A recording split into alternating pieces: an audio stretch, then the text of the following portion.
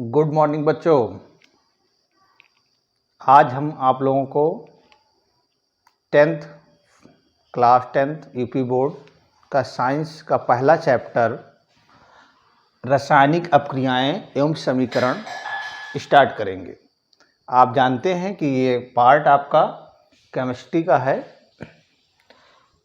आप ये भी जानते हैं कि जो आपका साइंस है उसका यूपी बोर्ड का केवल एक ही पेपर होता है। उसमें आपका फिजिक्स, केमिस्ट्री, बायोलॉजी सब है।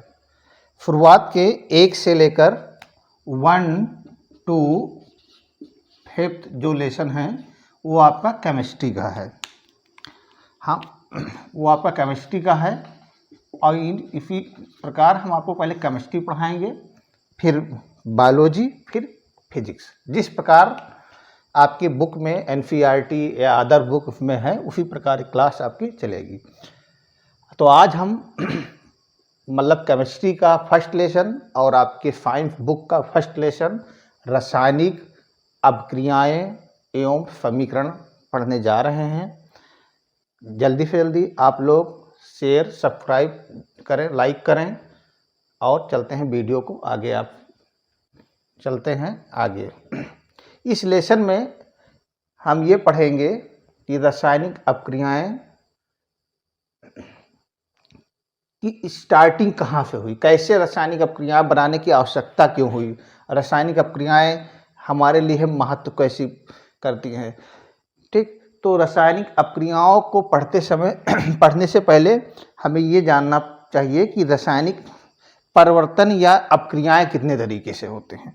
तो सिंपल में अपक्रियाएं मेनली 2 ही तरीके से होते हैं। एक होता है, ये आपके सिलेबस से नहीं है परंतु ये सिलेबस से जुड़ा हुआ है, तो पहले इस बात को हम समझेंगे।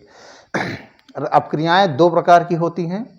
एक होती है भौतिक अपक्रिया, एक होता है रासायनिक अपक्रिया। भौतिक अपक्रिया में ये होता है भौतिक अपक्रिया ये होता है आपका कि जब कोई भौतिक अपक्रियाएं होती हैं तो उस अपक्रियाएं में रासायनिक संगठन में उसमें कोई परिवर्तन नहीं होता है, केवल उसके परिवर्तन होता है अवस्था में। पहला जो आपका है भौतिक परिवर्तन, उसमें केवल रासायनिक संगठन में कोई परिवर्तन नहीं होता है, केवल किसमें परिवर्तन होता है, संगठन में, उसके रासायनिक संगठन में परिवर्तन होता है। भौतिक परिवर्तन में केवल अवस्था में परिवर्तन होता है, अवस्था में परिवर्तन मेनली अगर देखा जाए तो। और रासायनिक संगठन में कोई परिवर्तन नहीं होता। और दूसरा है रासायनिक परिवर्तन। रासायनिक परिवर्तन जो है आपका वो उसमें अवस्था में भी परिवर्तन हो जा सकता है, अवस्था में भी हो सकता है, अवस्था, सांद्रता, ठीक है, मात्रा और इस सब में परिवर्तन हो सकता है। अवस्था, सांद्रता, मात्रा, इसके अलावा और अन्य चीज़ों में भी परिवर्तन हो सकता है। और रासायनिक संगठन में तो होगा ही, जब वो रासायनिक अपक्रियाएं हैं। रासायनिक संगठन, इन सब में परिवर्तन हो जाता है। जैसे अगर जल से बर्फ बन रहा है या जल से वेपर बन रही है तो आपकी केवल उसमें अवस्था में चार्जिंग हो रहा है तो आपका भौतिक परिवर्तन में। या मान लीजिए कोई रिएक्शन हो रहा है, मान लीजिए आपका सॉल्ट बन रहा है, आप HCl और NaOH लेकर कोई सॉल्ट बना रहे हैं तो NaCl बनने का साधारण नमक बना रहे हैं, साधारण लवण बना रहे हैं, तो आपका रासायनिक परिवर्तन होगा क्योंकि उसमें अम्ल और क्षार मिलकर लवण बनता जा रहा है। लेकिन ये आपका टॉपिक आपके बोर्ड एग्जाम से नहीं है, लेकिन इससे रिलेटेड है, इसलिए इसको पहले हमको पढ़ना है। अब रासायनिक समीकरण का निरूपण कैसे करते हैं। हम भौतिक परिवर्तन के बारे में बात नहीं करेंगे क्योंकि भौतिक परिवर्तन में विशेष चेंजिंग कोई नहीं होती है, इसलिए भौतिक परिवर्तन की बात नहीं करेंगे। हम डायरेक्ट बात करने जा रहे हैं रासायनिक समीकरण में निरूपण कैसे करेंगे, रासायनिक समीकरण का निरूपण कैसे होगा उसके बारे में। तो रासायनिक समीकरण का निरूपण में क्या क्या चीज़ें आवश्यक होती हैं उनके बारे में पहले हम डिस्कस करते हैं। उसके बाद में आपको पता कि क्या है रासायनिक समीकरण। तो रासायनिक समीकरण का निरूपण जो किया जाएगा वो पहले हम एक रासायनिक समीकरण लिखते हैं, भाफाई समीकरण लिखते हैं। कैसे लिखते हैं उसको देखते हैं। पहले सबसे पहले हम लिखेंगे, क्या लिखते हैं रासायनिक समीकरण? अभिकारक, एक वर्ड आता है अभिकारक। अपकारक लिखेंगे, फिर एक हम एरो लगाएंगे जिसको गिब्सॉट कहते हैं। एक एरो लगाया जाता है, इसके ऊपर ताप, दाब कुछ भी लिखा जा सकता है, कितना ताप है कितना दाब है कुछ। नीचे इसके हम उत्प्रेरक लिखते हैं, कैटलिस्ट, और जो प्राप्त होता है उसको हम क्या कहते हैं? उत्पाद या प्रोडक्ट कहते हैं। तो अपकारक, ताप, दाब, उत्पाद, इस तरीके से कोई भी रासायनिक अपक्रियाएं लिखी जाती हैं। और इसके अलावा एक चीज़ें और होती हैं। अपकारक, अगर सटीक बहुत रिएक्शन लिखना तो क्या है भौतिक अवस्था अपकारक की, ये भी जरूरी होता है। और क्या है भौतिक अवस्था उत्पाद की, दोनों की भौतिक अवस्थाओं का भी थोड़ा सा महत्व होता है। बड़े भौतिक अवस्था। अब हम आपको इस अपक्रियाएं लिखने का एक नॉर्मल तरीका है। आप सबसे लेफ्ट साइड में लिखेंगे हम अभिकारक, और राइट बीच में लिखेंगे, एरो लगाएंगे, ताप, दाब, उत्प्रेरक जो भी होगा वो लिखेंगे, और उत्पाद लिखेंगे। ये एक नॉर्मल सा तरीका है किसी भी अपक्रिया लिखने का, स्टार्टिंग करने का एक तरीका है। अब कैसे क्या है, इसमें क्या क्या चीज़ें हैं जो आप इसके बारे में, जैसे अभिकारक क्या होता है, तो सबसे पहले हम अपकारक के बारे में चलते हैं। अपकारक आखिर में क्या होता है? तो अपकारक वह पदार्थ होते हैं जो रासायनिक अपक्रिया के शुरुआत करने के लिए आवश्यक लिए जाते हैं। अपकारक वह पदार्थ होते हैं जो रासायनिक अपक्रिया का आरंभ करने, स्टार्टिंग करने के लिए आवश्यक होते हैं। वो होता है आपका अपकारक। मतलब किसी भी रासायनिक अपक्रिया को हमको शुरुआत करना है तो बिना अपकारक के रासायनिक अपक्रिया शुरुआत नहीं हो सकती है। चाहे अपकारक एक हो या एक से अधिक अपकारक भी लिए जाते हैं। एक हो, एक से अधिक, दो हो, तीन हो, कई प्रकार के अपकारक लिए जाते हैं। अब अपकारक के बाद में उत्पाद क्या होते हैं? उत्पाद क्या होता है? प्रोडक्ट क्या होता है? तो प्रोडक्ट वो चीज़ होता है जब रासायनिक अपक्रिया पूर्ण हो जाती है, जब कोई नया पदार्थ बनता है उसको हम उत्पाद कहते हैं, प्रोडक्ट कहते हैं। ठीक। अब हम बात करते हैं, जैसे इसमें लिखा हुआ भौतिक अवस्थाएं कैसे कैसे क्या लिख सकते हैं। तो किसी भी रिएक्शन में भौतिक अवस्थाओं का भी महत्व होता है। तो भौतिक अवस्था किसी भी रिएक्शन की हो सकती है, सॉलिड हो सकती है, मतलब ठोस हो सकती है। तो ठोस के लिए हम यस लगाएंगे, स्मॉल एफ लगा देंगे। ठोस के बाद में अगर भौतिक अवस्था द्रव है तो द्रव के लिए क्या लगाएंगे? एल लगाएंगे, लिक्विड, एल फॉर लिक्विड। मान लीजिए द्रव नहीं, गैस है भौतिक अवस्था है, क्योंकि अपकारक उत्पाद कई तरीके से भी हो सकते हैं, तो हम क्या लगाएंगे? स्मॉल जी लगाएंगे। इसके अलावा भी अगर भौतिक अवस्था जलीय है, एक्वस है, तो उसके लिए एक्वस होता है, इसलिए ए जी लगा देंगे, एक्वस हो जाएगा। अगर आपका भौतिक अवस्था आपका वाष्प है तो वहाँ पे आप वी लगा देंगे, स्मॉल वी लगा के ब्रैकेट में लिख दिया जाता है। कोई भी अपकारक के उत्पाद के लिखने के बाद में उसमें एफ, एल, जी जिस जो भौतिक अवस्थाएं हैं वो लगा दी जाती हैं। तो किसी भी रासायनिक समीकरण में इतनी प्रकार की भौतिक अवस्थाएं हो सकती हैं। अब आगे बात करते हैं भौतिक अवस्था के बाद में, मतलब ताप अगर है तो ताप है तो क्या लगाएंगे? ताप होता है तो हम एक प्रतीक के रूप में डेल्टा बना देते हैं, डेल्टा त्रिभुज का आकार का एक डेल्टा लिख देते हैं। अब किसी रिएक्शन में दो तरीके से सिंबल का यूज किया जाता है, तीर का यूज किया जाता है। एक होता है अनुत्क्रमणीय, मतलब अनुत्कर्णीय के लिए सिंबल होता है कि जैसे एक अनुत्कर्णीय का मतलब होता है एक बार अपक्रिया हो गई तो दोबारा वो पलट के फिर अपकारक एक बार अपकारक से उत्पाद बन गए तो उत्पाद से अपकारक डायरेक्ट नहीं बदल सकते हैं, कोई परिवर्तन डायरेक्ट नहीं किया जा सकता है। और एक दूसरा होता है उत्क्रमणीय। उत्क्रमणीय उत्क्रमणीय में क्या होता है, उसका सिंबल कैसे होता है, इसमें होता है कि एक बार अपक्रिया बन गई तो वही समय किसी टेम्परेचर या किसी कारणवश अपक्रिया फिर से अपने नॉर्मल लौट सकती है, अपने फिर पुराने स्टेट में लौट सकती है अपकारक के पास। इसका सिंबल दोनों तरफ के तीर लगाया जाता है। उसके बाद में होता है, अब इधर हम देखते हैं, इसके बाद में आपका हो जाएगा अगर गैसीय है, मतलब गैसीय उत्पाद बन रहा है तो हम उत्पाद लिखने के बाद में तीर किस तरफ लगा सकते हैं, ऊपर की तरफ लगाते हैं अगर आपका गैसीय उत्पाद बन रहा है। अगर गैसीय उत्पाद नहीं बन रहा है, मान लीजिए अवक्षेप बन रहा है, तो उसके लिए भी एक सिंबल का यूज किया जाता है। अगर अवक्षेप उत्पाद प्राप्त हो रहा है तो उसके लिए एरो को नीचे की तरफ लगाते हैं, नीचे की तरफ। ये हो गया आपका रासायनिक अपक्रियाओं का या रासायनिक समीकरण का निरूपण कैसे करते हैं, किन किन चीज़ों की आवश्यकताएं होती हैं। अब इसके बाद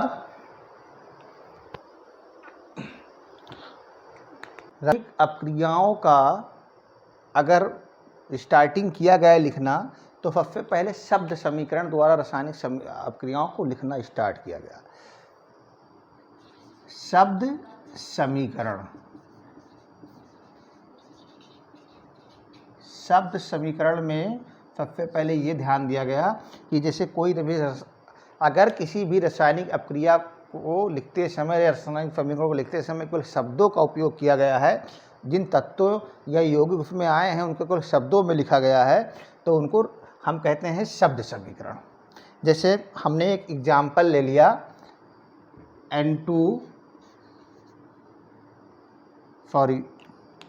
पहले हम रासायनिक समीकरण के मतलब हमने ले लिया कि नाइट्रोजन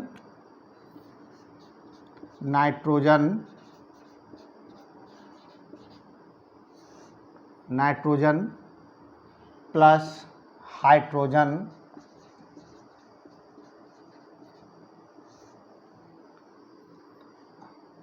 और बन जाएगा अमोनिया। मान लो हमने एक ऐसे एग्जाम्पल के तौर पे ले लिया, तो ये शब्द समीकरण है।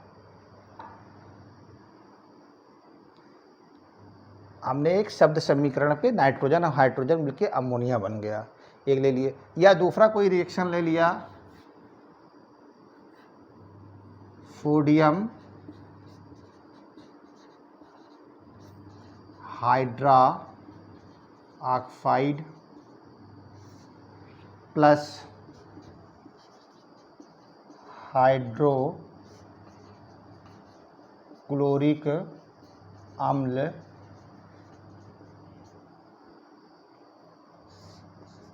ये बन गया आपका सोडियम क्लोराइड प्लस जल। तो जब हम केवल रासायनिक अपक्रियाओं को केवल शब्दों में लिखते हैं तो वो आपका शब्द समीकरण कहलाते हैं। शब्द समीकरण में देखिए लिखने में बहुत समस्याएं आई कि इसमें ये नहीं क्लियर हो पाया कि इसका कितने अणु किसके भाग लिए गए हैं, ये सब लगाने में बहुत दिक्कत हुई, इसलिए शब्द समीकरण का पैटर्न बिल्कुल ख़त्म होने लगा।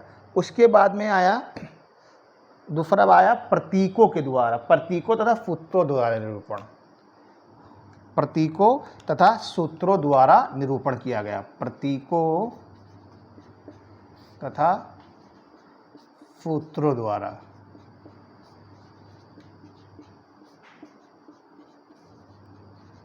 निरूपण। जब शब्द समीकरण लिखने के बाद एक नया तरीका आया प्रतीक के द्वारा या उनके सूत्रों के द्वारा किसी भी अपक्रिया को लिखने के लिए आया। तो इसमें क्या हुआ, जो हमारे प्रतीक थे, जैसे नाइट्रोजन था, यहाँ पे गैसीय अवस्था में है, तो इसी को हम आपको बता रहे हैं कैसे शब्द समीकरण में लिखेंगे। तो नाइट्रोजन है तो हमने N2 लिख दिया, ये गैसीय अवस्था में दोनों हैं। तो हाइड्रोजन है तो क्या लिख दिया, H2 लिख दिया, और फिर एरो का एरो लगा दिया, और फिर अमोनिया का भी फार्मूला अगर हमको तो NH3 लिख दिया। तो ये आपका प्रतीकों के द्वारा लिखा गया है। दूसरा है, मान लीजिए सोडियम हाइड्रोक्साइड है, तो हमने सोडियम हाइड्रोक्साइड का फार्मूला NaOH लिख दिया। हाइड्रोक्लोरिक अम्ल है तो उसका हमने लिख दिया HCl लिख दिया, और फिर सोडियम क्लोराइड है तो NaCl लिख दिया, और प्लस जल है तो H2O लिख दिया। तो ये आपका प्रतीकों तथा सूत्रों द्वारा निरूपण हुआ। मतलब जब हम शब्द समीकरण को उसके प्रतीक या उसके सूत्र द्वारा निरूपण करेंगे तो आपका प्रतीकों तथा सूत्र द्वारा रासायनिक प्रतीकों तथा सूत्रों द्वारा निरूपण करने वाली रासायनिक क्रिया होगी आपकी। उसके बाद में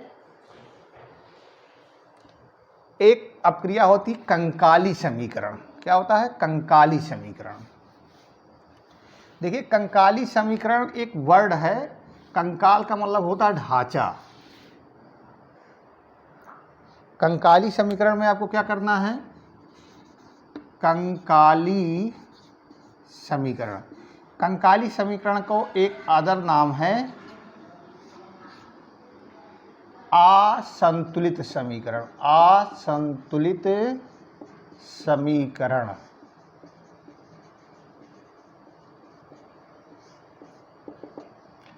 कंकाली समीकरण का मतलब है असंतुलित समीकरण।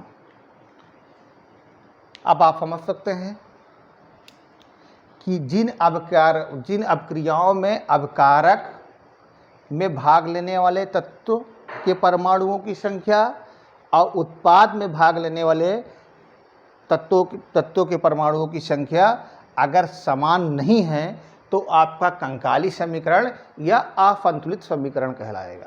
मतलब अवकारक मतलब बायां पक्ष, जैसे ये अपक्रिया लिखे हैं ये बायां पक्ष और ये आपका दाहिना पक्ष, लेफ्ट हैंड साइड और राइट हैंड साइड अगर बराबर नहीं है तो आपका वो कंकाली समीकरण या असंतुलित समीकरण कहलाएंगे। फिर से सुन लीजिए, किसी भी रासायनिक अभिक्रिया में अवकारक में भाग लेने वाले तत्वों की परमाणुओं की संख्या तथा उत्पाद में भाग लेने वाले तत्वों की परमाणुओं की संख्या अगर समान नहीं है, अगर इक्वल नहीं है तो आपका कंकाली समीकरण या असंतुलित समीकरण होगा। जैसे हम कैसे चेक करेंगे, मान लीजिए ये आपका हमको ये रिएक्शन चेक करना है N2 + H2 और NH3 वाला, तो चेक करना है तो इसमें केवल नाइट्रोजन हाइड्रोजन लिए गए। तो पहले हम नाइट्रोजन लिखते हैं फिर हाइड्रोजन लिखते हैं और ये लिखते हैं कि अपकारक में कितने हैं, इधर लिखते हैं, और इधर लिखते हैं हम अब अपकारक के बाद इधर लिखते हैं उत्पाद में कितने हैं। अब नाइट्रोजन हमने लिया तो नाइट्रोजन अपकारक में कितने हैं, 2 है, उत्पाद में नाइट्रोजन कितने हैं, 1 है। हाइड्रोजन देखो अपकारक में, ये अपकारक है इधर वाला 2 है, उत्पाद में 1 है। हाइड्रोजन देखते हैं, हाइड्रोजन कितना है अपकारक में, 2 है, और उत्पाद में कितना है, 3 है। तो देखिए ना ये इक्वल है और ना ये इक्वल है, तो ये कौन सी रासायनिक समीकरण होगा, ये आपका असंतुलित रासायनिक समीकरण होगा। क्या होगा, असंतुलित या कंकाली असंतुलित समीकरण होगा, रासायनिक समीकरण होगा। क्यों, क्योंकि अपकारक और उत्पाद में जो संख्या है वो एक जैसी नहीं है। अगर अपकारक में परमाणुओं की संख्या और उत्पाद में परमाणुओं की संख्या बराबर होती तो ये असंतुलित समीकरण या कंकाली समीकरण नहीं होता। उसके बाद में आता है संतुलित समीकरण। कंकाली समीकरण के बाद में आता है संतुलित समीकरण, मतलब इसका बिल्कुल अपोजिट। संतुलित समीकरण का अर्थ है कि मतलब कंकाली समीकरण का अपोजिट संतुलित समीकरण। संतुलित समीकरण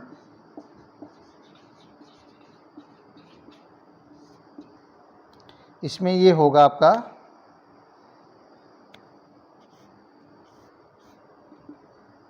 इसका डिफिनेशन बिल्कुल वही तरीके से है जैसे असंतुलित समीकरण के है।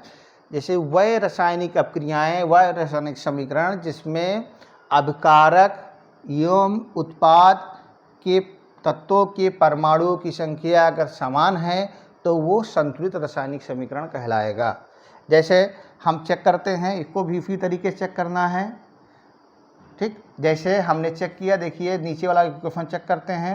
इसमें देखते हैं कि एक तरफ लिखते हैं अभिकारक और लिखते हैं क्या, उत्पाद, और इधर लिखते हैं कौन सा परमाणु लिया गया है, किसका परमाणु, तत्व का तत्व लिया गया है, तत्व किसका लिया गया, उसका परमाणु की संख्या का। सबसे पहले मान लीजिए हमने नीचे वाला रिएक्शन चेक कर रहे हैं, तो Na सोडियम, तो सोडियम यहाँ कितना है, 1 है। उत्पाद में भी सोडियम देखते हैं 1 है। फिर देखते हैं ऑक्सीजन है, मान लीजिए दूसरा ऑक्सीजन अणु लिया गया है, तो इसमें 1 है, और इसमें भी ऑक्सीजन देखिए H2O के साथ में ऑक्सीजन जुड़ा है, 1 है। फिर हाइड्रोजन देखते हैं, यहाँ हाइड्रोजन 1 और 1 2 है। हाइड्रोजन कितना है, 2 है, और यहाँ हाइड्रोजन कितना है, H2 लिखा हुआ है, यहाँ भी 2 है। हाइड्रोजन के बाद में अगला जो आता है क्लोरीन, क्लोरीन देखते हैं, तो यहाँ क्लोरीन कितना 1 है, और यहाँ क्लोरीन कितना 1 है। अब हम मिलाते हैं, देखिए ना, सोडियम में 1 है, ये से आपका सही है, मतलब बराबर है। ऑक्सीजन में भी 1 है, ये भी आपका बराबर है, और हाइड्रोजन में 2 है, ये भी आपका बराबर है, और क्लोरीन में 1 है, ये भी आपका बराबर है। कहने का मतलब ये समीकरण आपका क्या है, संतुलित समीकरण है, संतुलित रासायनिक समीकरण है ये आपका। जिन समीकरणों में अपकारक एवं उत्पाद में भाग लेने वाले तत्वों या यौगिकों के परमाणुओं की संख्या समान होगी, वो आपका संतुलित रासायनिक समीकरण कहलाएगा। अब इसके बाद में आपके सिलेबस में एक टॉपिक आती है कि समीकरण जैसे संतुलित नहीं है तो कैसे संतुलित करेंगे। कोई भी रासायनिक समीकरण जरूरी नहीं कि संतुलित हो, तो रासायनिक समीकरणों को कैसे संतुलित करेंगे, तो उसके लिए एक मेथड है, एक सिद्धांत, केवल हल्का सा सिद्धांत है, जांच एवं त्रुटि सिद्धांत। उन्हीं सिद्धांतों के आधार पे हम किसी भी समीकरण को संतुलित करते हैं। उस सिद्धांत का नाम है जांच एवं त्रुटि सिद्धांत। जांच एवं त्रुटि सिद्धांत मतलब हिट एंड ट्राई मेथड इसको कहते हैं। क्या कहते हैं, hit and trial method. Hit and trial method, विधि या सिद्धांत, rule, hit and trial method. इस सिद्धांत या इस विधि के द्वारा किसी भी छोटे रासायनिक समीकरणों को हम आसानी से संतुलित कर सकते हैं।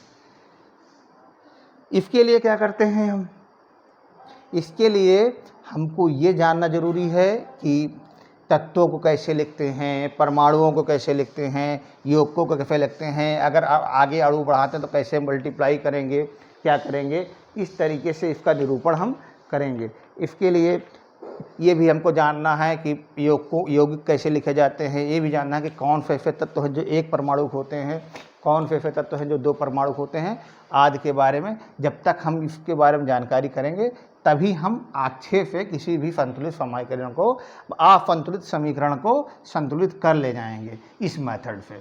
ठीक, तो इस मेथड को हम अपने अगले वीडियो में चर्चा करते हुए आपको अगला ये भी बताएंगे कि रासायनिक अपक्रियाओं के प्रकार बताएंगे जो आपके सिलेबस में है, इसके बारे में भी अगले वीडियो में चर्चा करेंगे। तब तक आप लोग अधिक से अधिक तत्वों के बारे में, प्रतीक के बारे में, परमाणु के बारे में तथा यौगिकों के बारे में पढ़िए, जिससे जांच एवं त्रुटि सिद्धांत के माध्यम से समीकरण को संतुलित करना हम लोग आसानी से सीख चुके हैं। धन्यवाद।